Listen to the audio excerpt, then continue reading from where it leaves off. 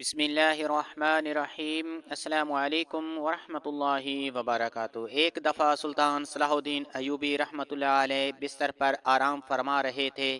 سلطان صلاح الدین ایوبی نے خواب میں ایک بزرگ کو دیکھا جس کا چہرہ نور سے چمک رہا تھا، سفید داڑھی، سر پر سفید پگڑی، اور انہوں نے سلطان صلاح الدین ایوبی کو خواب میں حکم دیا کہ فلاں جگہ ایک قاتل کی سزا بھگتنے والا ایک نوجوان موجود ہے، نوجوان کو رہا کر دیا جائے۔ تو سلطان صلاح الدین ایوبی نے اس بزرگ کو فرمایا، محترم اس نوجوان کا نام کیا ہے؟ میں اس کو کیسے پہچانوں گا؟ تو سفید داڑھی والے بزرگ نے فرمایا، اس نوجوان کے ہاتھ پر ایک چمکتا ہوا تمہیں ستارہ نظر آئے گا، ستارہ سلطان کے علاوہ کوئی نہیں دیکھ سکتا، لہٰذا آپ اس نشانی سے اس نوجوان کو پہچان لیں۔ اور بزرگ محترم نے سلطان کو یہ حکم دیتے ہی سلطان کے خواب سے غائب ہو گیا۔ سلطان صلاح الدین ایوبی کی گھبراہٹ سے آنکھ کھل گئی اور سلطان نے اسی وقت بستر سے اٹھ کر پانی کا گلاس پیا اور سوچنے لگا کہ آخر ایک قاتل کے پیچھے کیا راز ہے کہ اس کو ایک بزرگ رہا کرانے کا حکم دے رہا ہے۔ سلطان صلاح الدین ایوبی کی وہ رات پریشانی کے عالم میں گزری۔ صبح ہوئی، سلطان صلاح الدین ایوبی نے نماز ادا کرنے اور قرآن پاک کی تلاوت کرنے کے بعد اپنے گھوڑے پر سوار سیدھا اسی جیل میں پہنچ گیا۔ سلطان صلاح الدین ایوبی نے جنرل کو اپنے پاس بلایا اور کہا کہ اس جیل میں کتنے قیدی ہیں جو قتل کے جرم میں سزا بھگت رہے ہیں؟ تو اس جیلر نے کہا، حضور اس جیل میں سینکڑوں کی تعداد میں ایسے قیدی موجود ہیں۔ سلطان صلاح الدین ایوبی نے کہا، ان تمام قیدیوں کو ایک ایک قطار میں کھڑا کر دو۔ سلطان کے حکم پر جیلر نے اس وقت قتل کے جرم میں سزا بھگتنے والے قیدیوں کو ایک قطار میں کھڑا کر دیا۔ سلطان صلاح الدین ایوبی نے ایک ایک کر کے تمام قیدیوں کے ہاتھوں کو دیکھا، لیکن کسی قیدی کے ہاتھ پر آپ رحمۃ اللہ علیہ کو اپنا نشان نظر نہ آیا۔ سلطان صلاح الدین ایوبی نے اس جیلر سے کہا، اس کے علاوہ کوئی اور قیدی ہے جو قتل کے جرم میں سزا گزار رہا ہو؟ تو اس نے کہا، حضور ایک ایسا قیدی ہے جس کو چند دن پہلے پھانسی ہونے والی ہے اور وہ بھی قتل کے جرم میں اس کو پھانسی کی سزا سنائی گئی۔ سلطان صلاح الدین ایوبی خود چل کر اس نوجوان کے پاس گئے تو وہ نوجوان زندان میں ایک دیوار کے ساتھ اطمینان سے بیٹھا ہوا تھا، جیسے اس کو سزائے موت نہیں بلکہ رہائی ہونے والی ہے۔ سلطان صلاح الدین ایوبی رحمۃ اللہ علیہ نے اس نوجوان کے چہرے کی طرف دیکھا تو اس کے چہرے میں اتنا نور تھا کہ سلطان حیران ہو گیا کہ آخر ایک قاتل کے چہرے پر اتنا نور کیسے آ سکتا ہے۔ پھر سلطان نے اس کے ہاتھ کی پچھلی طرف دیکھا تو ستارہ چمک رہا تھا، اور سلطان صلاح الدین ایوبی نے آسمان کی طرف دیکھا اور جب اس کے ہاتھ پر دیکھا تو سلطان کو چمکتا ہوا سکہ ستارہ دکھائی دیا۔ یہ دیکھ کر سلطان مسکرانے لگا اور کہا، جیلر صاحب اس نوجوان کو میری عدالت میں حاضر کرنا۔ اگلی صبح سلطان صلاح الدین ایوبی نے قاضی صاحب کو بھی اپنی عدالت میں بلا لیا۔ جس قاضی نے اس نوجوان کو سزائے موت کی سزا سنائی تھی، اور اس نوجوان کو بھی سلطان کے سامنے پیش کیا گیا۔ پر پردہ اس وقت تک رہنا چاہیے جب تک اس کا مناسب وقت نہ آ جائے، مناسب وقت پر ان رازوں سے پردہ اٹھ جانا ہی بہتر۔ سلطان صلاح الدین ایوبی کی بات اس نوجوان کی سمجھ میں آ گئی تو اس نوجوان نے کہا، حضور میں ایک رات اس راز کے بارے میں بتاؤں گا۔ سلطان نے کہا، وہ کون سی شرط ہے؟ تو سلطان صلاح الدین ایوبی کو اس نوجوان نے بتایا کہ حضور قاضی صاحب میرے ایک سوال کا جواب دے دیں تو میں اس راز پر سے پردہ اٹھا دوں گا۔ تو سلطان نے کہا، آخر ایسا کون سا سوال ہے جو تمہیں قاضی صاحب سے پوچھنا چاہیے؟ تو اس نوجوان نے کہا، حضور بے شک قاضی صاحب کو یاد ہو یا نہ ہو، میں جانتا ہوں کہ میں قاضی صاحب کے پاس تقریباً 15 سال پہلے اپنے بنائے گئے مدرسے میں پڑھتا تھا، اور اسے مدرسے میں سینکڑوں کی تعداد میں طالب علم دین کی روشنی سے منور ہوتے، لیکن حیران کن بات یہ تھی کہ قاضی صاحب کی تنخواہ اتنی تھی کہ اس قاضی صاحب کے گھر کا گزارا بڑے آرام سے ہوتا تھا، لیکن ان مدرسے میں پڑھنے والے سینکڑوں طلباء کے کھانے پینے، رہائش اور لباس کا خرچہ قاضی صاحب خود اٹھاتے تھے، حتیٰ کہ اگر مدرسے میں کسی بچے کو بیماری لاحق ہو جاتی تو اس کا علاج بھی قاضی صاحب اپنی جیب سے کرتے تھے۔ میں نے قاضی صاحب سے کئی مرتبہ اس سوال کے بارے میں پوچھا، لیکن قاضی صاحب نے مجھے بتانے سے انکار کر دیا۔ میں نے قاضی صاحب کو کہا، شاید آپ کو سردار کی طرف سے مدد ملتی ہے یا پھر کوئی اور راز ہے؟ تو قاضی صاحب نے کہا، بے شک مجھے سردار کی طرف سے رقم دینے کی پیشکش کی گئی، لیکن میں نے اس کو ٹھکرا دیا، لہٰذا یہ ایک راز ہے اور اس راز کو راز ہی رہنے دیا جائے۔ میں نے کئی بار پوچھنے کے باوجود قاضی صاحب کا چہیتا طالب علم ہونے کے ناطے قاضی صاحب سے کئی بار پوچھا، پھر بھی اس راستے سے پردہ نہیں اٹھایا۔ تمام مدرسے کے طالب علم حیران ہوتے کہ آخر قاری صاحب اپنے اخراجات کیسے ادا کرتے ہیں، اور چند ایک طالب علم میں قاضی صاحب کے خلاف غلط خیالات بھی تھے۔ ان بچوں کا ایک دن کا خرچہ اور قاضی صاحب کے 2 ماہ کی تنخواہ سے بھی زیادہ تھا، اور یہی راز آج تک راز رہا۔ ابھی تک قاضی صاحب نے اس بات کے بارے میں کسی کو نہیں بتایا۔ اگر قاضی صاحب یہ بتا دیں کہ قاضی صاحب ان بچوں کے خراجات کی رقم کہاں سے لیتے تھے تو میں بھی اپنے راز سے پردہ اٹھا دوں گا۔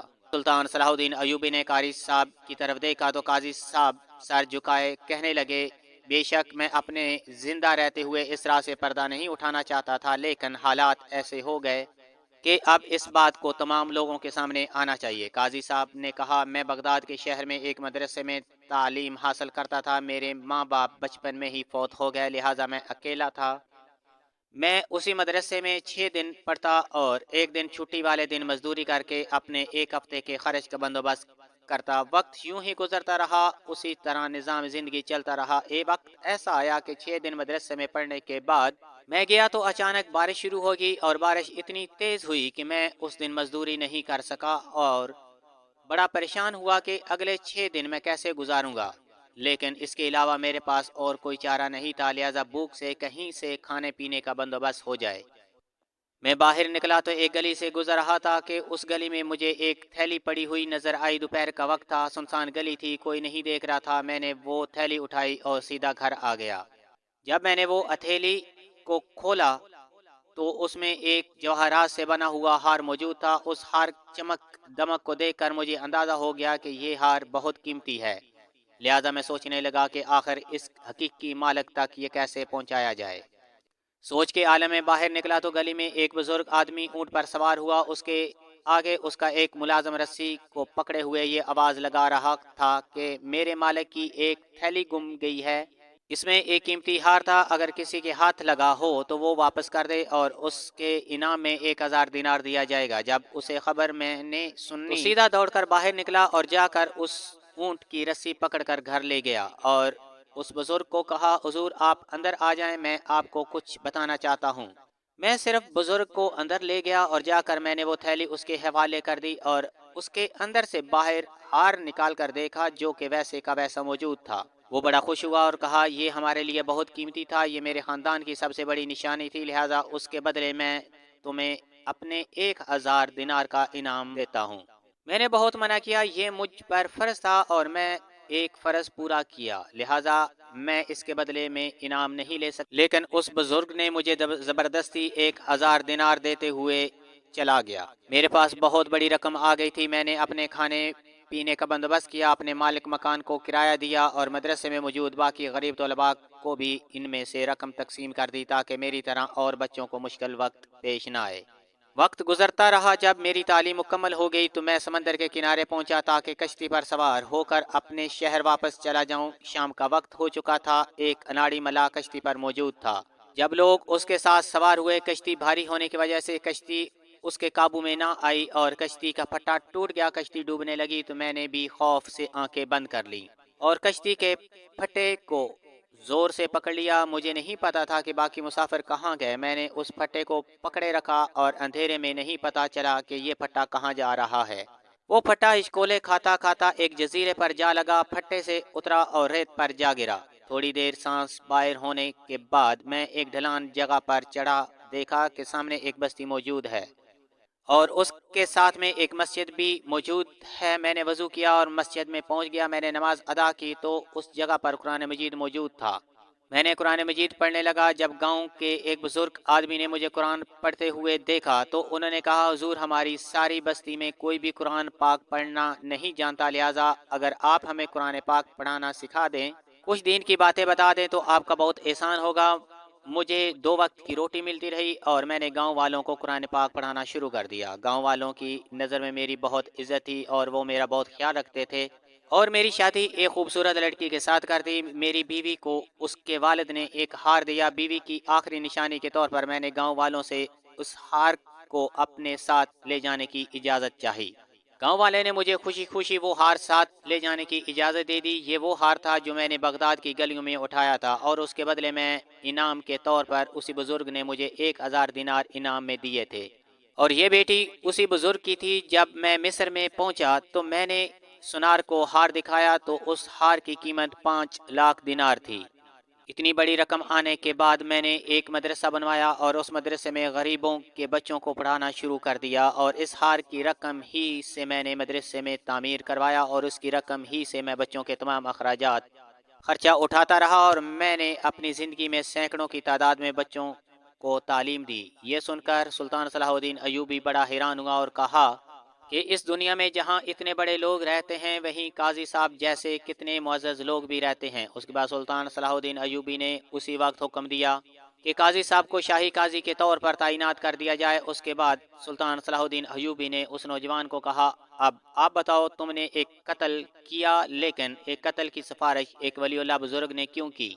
आखिर तुम्हारे पीछे कौन सा राज है? तो उसने कहा, हुजूर, काजी साहब के मदरसे में पढ़ने के बाद मेरी दोस्ती गांव के 3-4 आवारा लोगों से होगी, तो मैंने काजी साहब की सारी दी गई तरबियत को बुला दिया, और मैं भी उनकी तरह गली महल्लों में शराब पीता, सारा दिन आवारागर्दी करते और रात को चोरी करके एक बूढ़ी औरत को पैसे देते, और वो गांव के किसी न किसी लड़की को बहला फुसला कर मकान में ले आती, और हम वहां उसके साथ सारी रात तमाम दोस्त मिलकर जुर्म करते, और इस काम को करते 2 साल गुजर चुके थे। एक दिन हम लोग शरा में अपने कमरे में मौजूद थे कि बूढ़ी औरत एक नौजवान हसीन और जमील लड़की को लेकर आई। वो लड़की जैसे ही हमारे मकान में दाखिल हुई तो हमको शराब में धुत देकर उसकी चीख निकल गई और वो बेहोश हो गई। मुझे उस लड़की में एक अजीब सी कशिश नजर आई। मैंने उसी वक्त अपने दोस्तों को उस लड़की से दूर किया और बूढ़ी औरत को कहा कि इस लड़की को अंदर ले जाओ।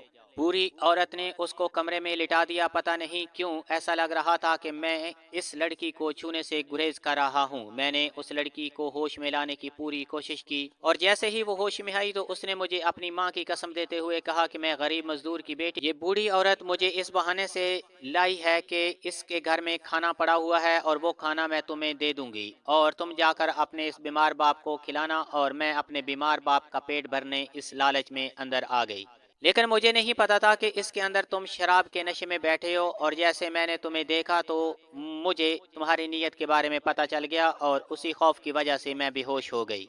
उसने मुझे कहा कि अगर आज इन्हीं लड़कों ने मुझे छू लिया तो मैं जिंदा नहीं रह पाऊंगी, और उसके बाद मेरी रूह को सुकून कभी नहीं मिलेगा। सारी जिंदगी मुझे किसी नामहरम ने नहीं छुआ, लेकिन आज मेरे साथ भी बुरा हुआ तो मैं क़यामत तक तुम्हें माफ़ नहीं करूंगी। उस लड़की के साथ एक आदमी ने ज़बरदस्ती जिना करने की कोशिश की, लेकिन मैंने उस लड़की को बचाने के लिए उस आदमी को मारा। मैं उसको जान से नहीं मारना चाहता था, लेकिन वो मेरे हाथों कत्ल हो गया। मैं लड़की को बाहिफाजत घर पहुंचाया और खाने का बंदोबस्त किया। मेरा ये मुकदमा काजी साहब के पास गया तो उन्होंने मुझे सजाए मौत सुनाई। सुल्तान सलाहुद्दीन अयूबी ने यह सुना तो सुल्तान बड़ा हैरान हुआ और कहा कि बेशक जब अल्लाह ताला इंसान को सीधा रास्ता दिखाना चाहता है तो फिर चाहे इंसान कितना ही गुनाहगार क्यों ना हो, वो सीधे रास्ते पर आ जाता है। और उसके बाद तमाम लोगों को इस राज का पता चल गया कि कातिल की रिहाई का हुक्म एक बुजुर्ग ने सुल्तान को ख्वाब में क्यों दिया। और उसके बाद सुल्तान सलाहुद्दीन अयूबी ने उसको बाइज्जत रिहा कर दिया, और फिर तारीख ने लिखा कि काजी साहब ने उस मजदूर बेटी के साथ उसका निकाह कर दिया और वो हंसी खुशी ज़िंदगी गुजारने लगे।